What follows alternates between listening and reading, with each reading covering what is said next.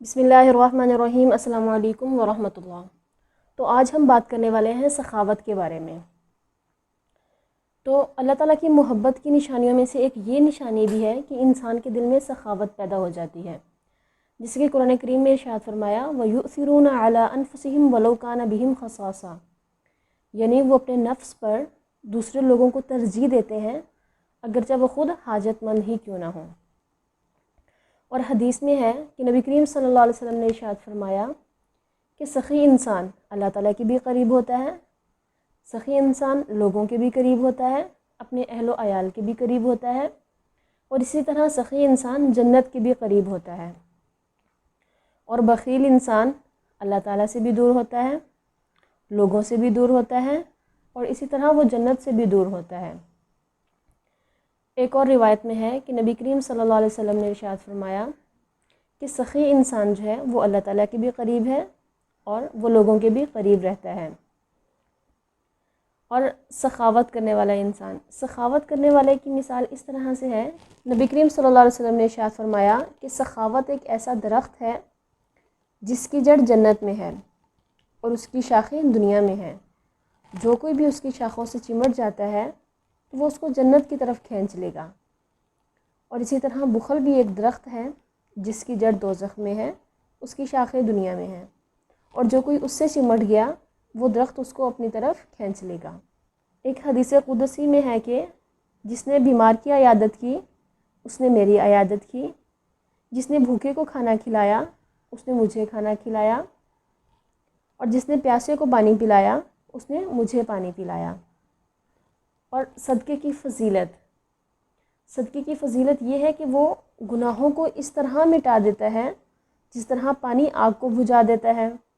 اور ایک دوسری روایت میں ہے کہ صدقہ دینا شیطان کے 70 جال کو توڑ دیتا ہے۔ اور حضرت ابراہیم علیہ السلام کو اللہ تعالیٰ کا خلیل بنایا گیا، تو ایک روایت میں ہے کہ اللہ تعالیٰ نے ان سے پوچھا کہ آپ جانتے ہیں کہ میں نے آپ کو اپنا خلیل کیوں بنایا؟ تو انہوں نے فرمایا اللہ عز و جل میں نہیں جانتا۔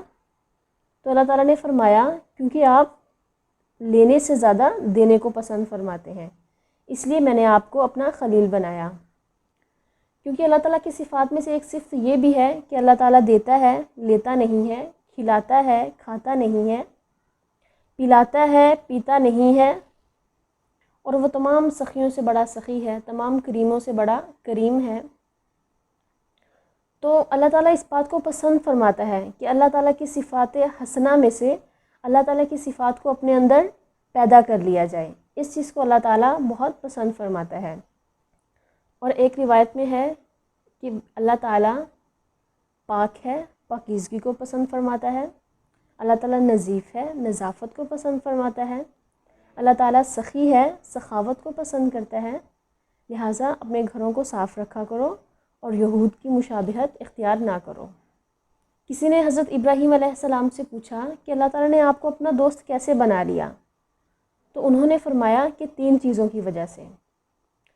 پہلی تو یہ کہ میں اللہ کے حکم پر کسی دوسرے کے حکم کو ترجیح نہیں دیتا، دوسرا یہ کہ میں اس چیز کی کبھی فکر نہیں کرتا جس کی ذمہ داری اللہ تعالیٰ نے خود لے لی ہے، یعنی رزق کی، اور تیسرا یہ کہ میں کبھی بھی مہمان کے بغیر کھانا نہیں کھاتا۔